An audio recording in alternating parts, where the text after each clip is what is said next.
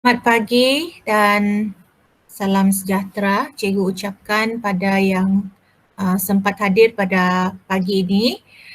Nampaknya walaupun 11 hampir pukul 12 pun ramai yang tidak dapat ikut kelas cikgu ni ya. Cikgu tak tahulah apa masalah dia, masalah lain ke ataupun masih tidur lagi.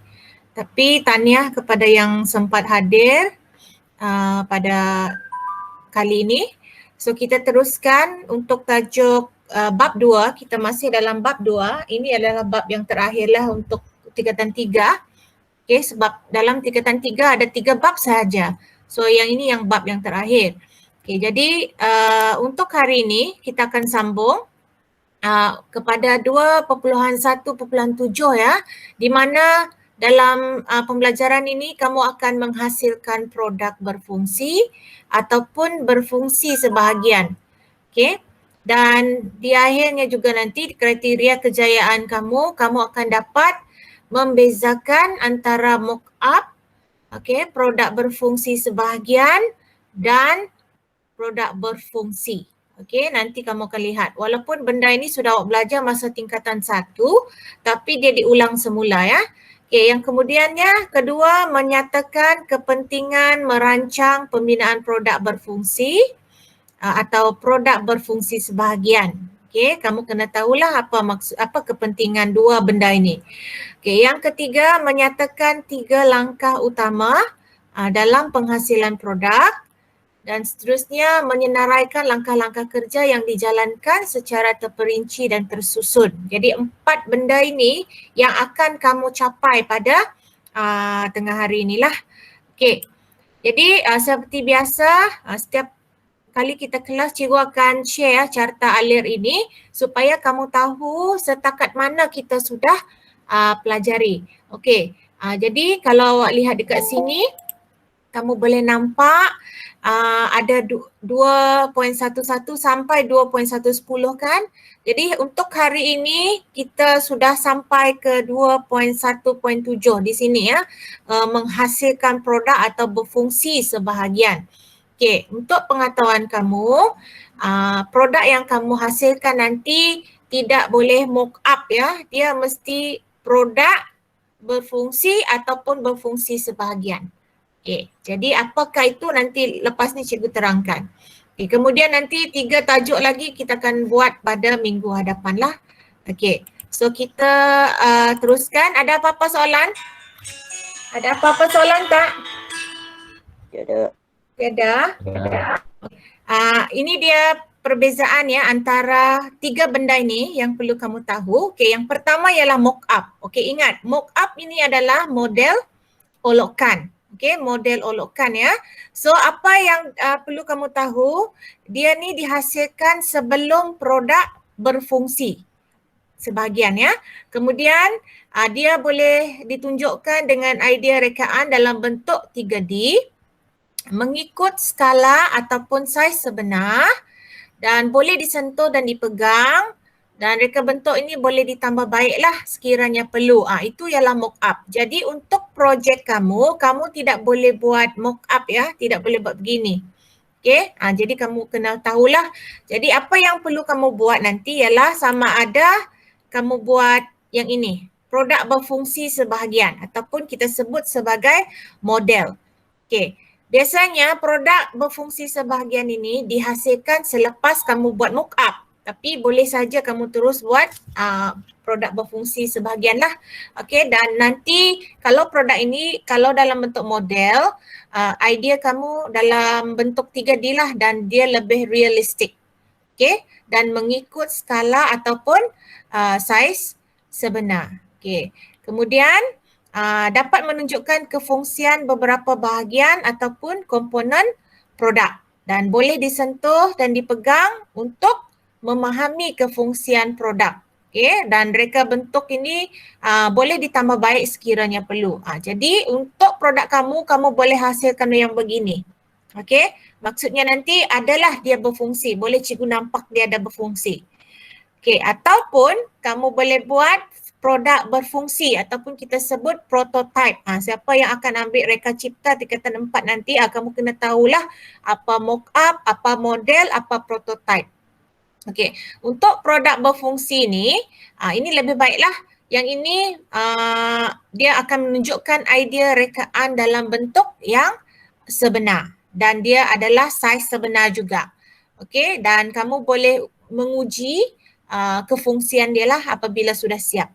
Dan boleh disentuh, boleh dipegang dan boleh diuji kefungsian. Itulah maksud produk berfungsi. Okey, dan boleh juga ditambah baiklah sekiranya kamu nampak ada kelemahan, boleh ditambah baik. Alright, boleh faham 3 benda ini? Boleh? Jadi kamu kena ada kena tahulah 3 benda ini. Tapi untuk produk kamu jangan buat mock up, jangan buat model olokan.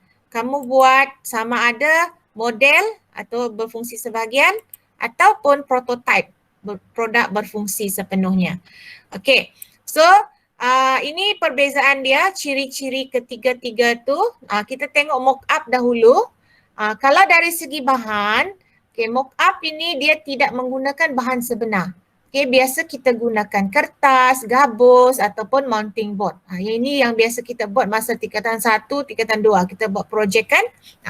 Kemudian skala dia kita tidak ikut saiz sebenar dan suka hati kita lah nak buat dia besar ke nak buat kecil daripada ukuran asal dia.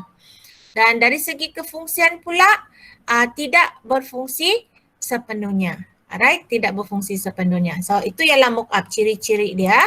Okey, untuk produk berfungsi sebahagian ataupun model, okey, bahan dia masih juga tidak semestinya menggunakan bahan sebenar, tapi kita boleh gunakan bahan yang lebih tegap lah, lebih ni kukuh, iaitu foam, cardboard, pipe PVC, MDF, polystyrene, kayu, papan lapis dan lain-lain lah.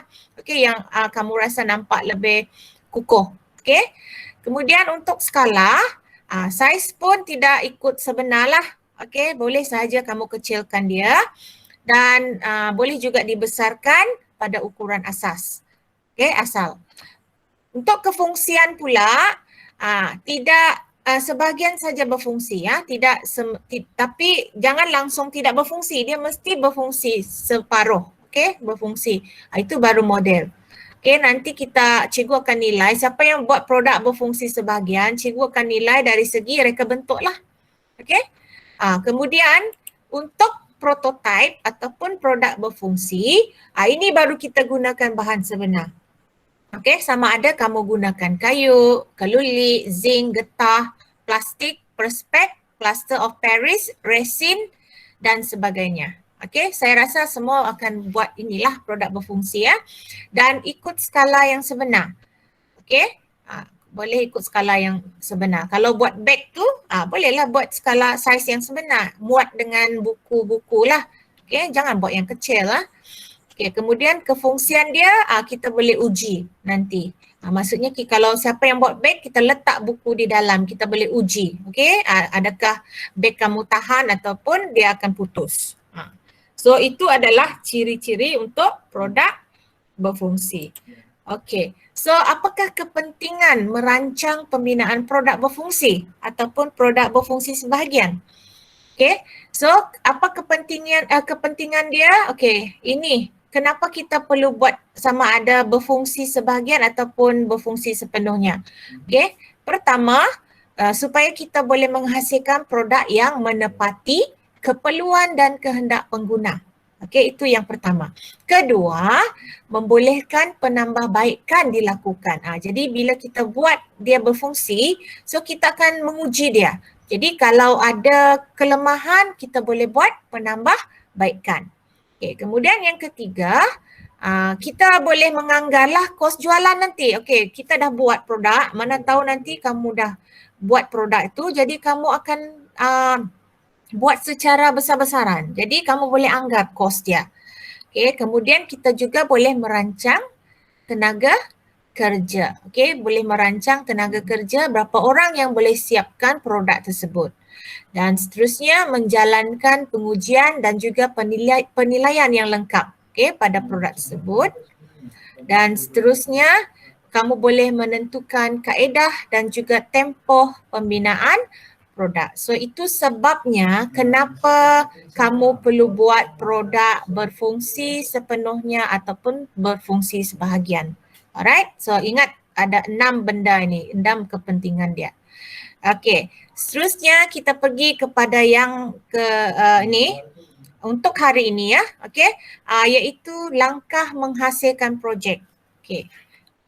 Seperti mana yang kamu lihat tajuk tadi 2.1.7, tajuk dia ialah menghasilkan projek, right? Okey, jadi untuk menghasilkan projek ini ada 3 langkah. Ingat tu, kalau dalam soalan pun keluar, dia memang ada 3 langkah. Yang pertama, awak kena mengukur, menanda dan memotong. Okey, macam contohnya dia buat pengilap kasut magic kan. So apa yang perlu dia buat? Dia ukur kayu tu, dia tanda, lepas tu baru dia potong. Okey.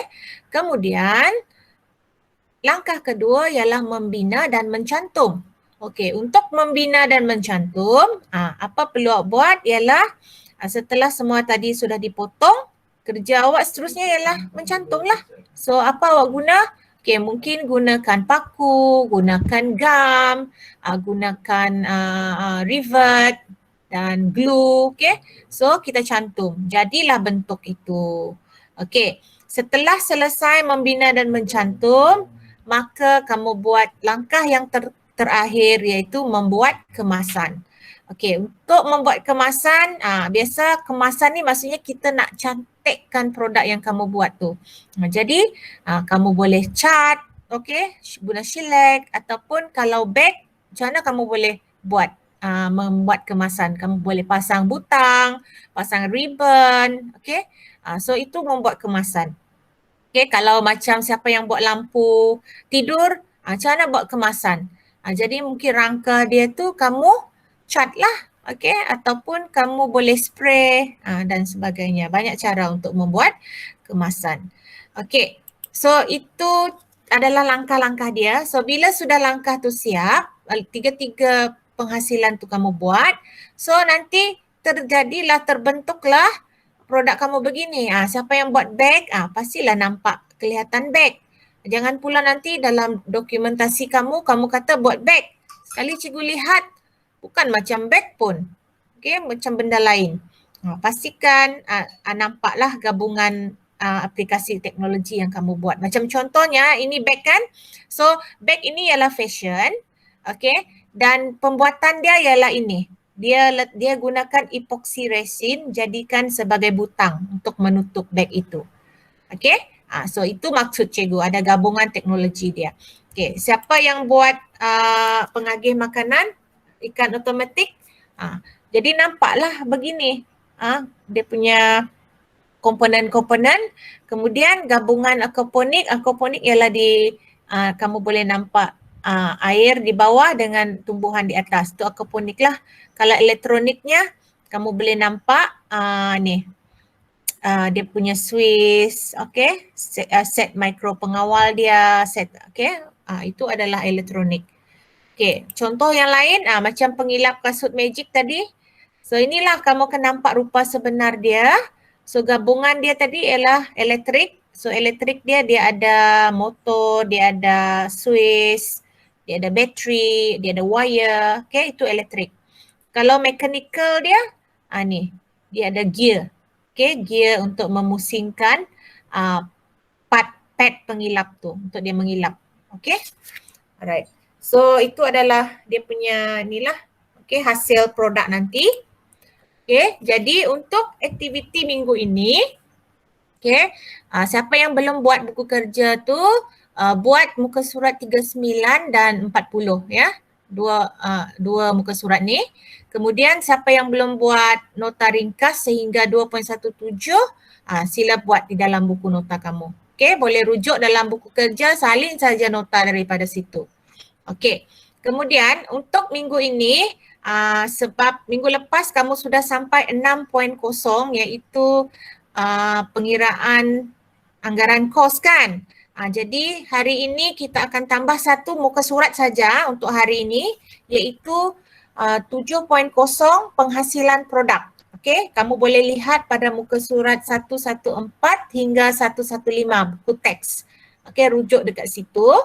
Okey, setelah siap, tolong ya screenshot. Okey, jadi cikgu ucapkan tahniah kepada mereka yang sudah screenshot dengan cikgu ya. Jadi itulah yang cikgu mahu. Walaupun satu muka surat kamu sudah siap, hantar saja sebab cikgu ni banyak student, banyak pelajar. Jadi hantar saja so cikgu akan rekodkan. Okey? Cikgu tak mahu nanti tunggu bila dah tarikh akhir mau hantar barulah nak hantar semua. Jadi cikgu terpaksa cek satu. Jadi kalau kamu hantar mengikut tugasan yang cikgu kata macam contohnya penghasilan produk hari ni. So minggu depan siaplah. Jadi cikgu sudah selesai semak. Jadi kita pergi kepada yang seterusnya. Jadi kerja cikgu pun lebih mudah untuk semak. Mudah juga untuk kamu. Kamu boleh jangan simpan kerja kamu. Hari ini cikgu kata siapkan 7.0, siapkan. Jangan tunggu sampai tahun depan baru nak buat. Okay? So ingat screenshot. Sebab markah ini ya kelas untuk kerja kursus ini, cikgu akan ambil 20 markah juga untuk masuk dalam peperiksaan pertengahan tahun. Cikgu akan ambil 20 markah. Setakat mana yang kamu tulis tu, kalau kamu buat semua, dapatlah 20 markah itu. Jadi nanti dalam ujian kamu skor 20 markah, dapatlah 40, lulus kamu. Okay? Jadi buat saja untuk penulisan folio ni. Okay. Kemudian, ini dia ya muka surat yang perlu kamu buat hari ini. Ini contoh dia dalam buku teks ada. So dalam muka surat tu mesti ada 3 langkah tu A, B dan C. Ada mengukur, menanda dan memotong bahan. Kemudian membina dan mencantum bahagian produk. Dan C membuat kemasan. Jadi apa tugas kamu ialah kamu kena tulis macam mana cara kamu ukur. Macam tadilah. Okey, cikgu bagi contoh. Okey, ini satu contoh dia murid cikgu tahun lepas. Dia mengukur, menanda dan memotong bahan. Okey, macam mana dia buat? Satu, dia menyediakan semua bahan. Okey, kemudian yang kedua, dia mulakan kerja mengukur, menanda reka bentuk butang. Kemudian dia membuat acuan menggunakan plaster of Paris. Siapa yang buat epoxy resin tu tulislah membuat menggunakan epoxy resin. Okey, lepas tu membuat model 3D. Dalam untuk produk butang dia. So ini dia buat dalam bahagian A, mengukur, menanda dan memotong. Okey, tak payah banyak-banyak. Cukup 1, 2, 3, 4 tugas awak, langkah kerja awak cukup. Tak payah buat karangan banyak panjang-panjang. Okey, lepas tu baru awak pergi yang kedua, membina dan mencantum bahagian produk. Jadi apa dia buat? Dia siapkan produk butang sebagai masalah yang dihadapi tadi. Kemudian proses dia buat ialah dia menebuk butang itu dan seterusnya dia tetapkan kedudukan jahitan antara butang dengan beg tangan tadi. Okey? Tapi sebenarnya dia kena cerita juga macam mana dia cantumkan beg dia tu. Mungkin awak kata saya mencantumkan bahagian tali beg dengan badan beg dengan menjahit menggunakan mesin jahit. So kamu kena terangkan di situ. Okey? Lepas tu sebab dekat sini dia lebih terangkan bahagian butang saja. Kena terangkan juga beg itu dan juga macam mana dia buat pembuatan tu. Kemudian membuat kemasan. Apa dia buat? Dia cantumkan tampalan lah, dia letakkan hiasan-hiasan. Okey? Dan dia gunakan alatan yang sesuai untuk produk dia tu. Okey? Tak payah banyak. Ini satu muka surat saja. Okey, ini contoh juga pelajar cikgu. Nampakkah tulisan dia? Boleh nampak? Nampak. Nampak kan? Sikit. So ingat mesti ada 3 benda ni, A, B dan C. Kalau tengok dia ukur dan menanda ukur dan tanda ukuran pada kain fabrik. Memotong bahagian yang telah ditanda menggunakan gunting. Okey. Kalau bila awak tulis tu, tuliskan sekali apa alatan yang kamu guna. Okey. Kemudian B, membina dan mencantum bahagian produk. Apa dia buat? Dia menjahit, okey. Dan dia menjahit zip dia. Okey, kemudian cantumkan rantai kunci dengan zip. Okey, so simple saja, tak payah nak panjang-panjang buat karangan. Okey, macam mana dia buat kemasan? Dia tambahkan manik pada beg dia untuk menarik perhatian. Okey. Okay, seterusnya, ini contoh juga A, B, C. Ini dia panjang sikit. Yang ini dia buat beg dengan, dia buat fashion dengan elektrik. Okay. So, kalau elektrik, inilah.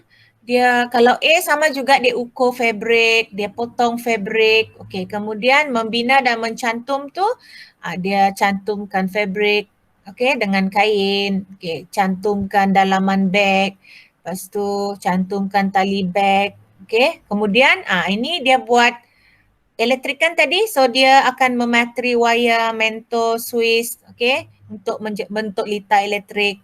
Okay, lepas tu baru dia masukkan litar elektrik pada beg itu dan dia jahit zip. Okay, so itu dia ceritalah. Okay, apa kerja dia. Kemudian bila last kali dia buat kemasan, dia buat buang lebihan beg benang-benang. Masa dia jahit tu ada benang-benang yang lebih, so dia potong. Okay, kemudian dia menambahkan hiasan pada poket beg. Right? So itu contoh yang kedua. Contoh ketiga, ini pun sama. A, B, C. Siapa yang buat elektrik juga, boleh buat kemasan tu, sembunyikan litar menggunakan bahan yang sesuai. Contohnya, elektrik tap lah. Kita nak sembunyikan wire-wire tu supaya lebih nampak kemas. Okay. Jadi itu adalah dia punya, apa ni? Dia punya flow lah. Okay, kerja yang perlu awak buat. Okay, setakat ini boleh ada soalan? Okay. Tidak. Tidak. Tidak. Cikgu harap kamu buatlah satu muka surat ni boleh siap dalam 1 jam, boleh siap tu. Tak ada masalah. Kan? Betul tak? Betul. Okay, setakat ni ada tak kamu ada masalah? Jangan dulu buat produk ya, sebab saya dengar ada yang sudah siap produk dia tapi dokumentasi dia belum. Okay, kena ikut langkah yang betul ya. Kita kena buat dokumentasi dulu, buat folio dulu, barulah kamu hasilkan produk kamu. Okay, jadi harap-harap kita bersemuka nanti dokumentasi kamu semua sudah lengkap. Jadi kita fokus kepada persiapan untuk produk kamu. Jadi kalau boleh tolonglah ya, siapkan.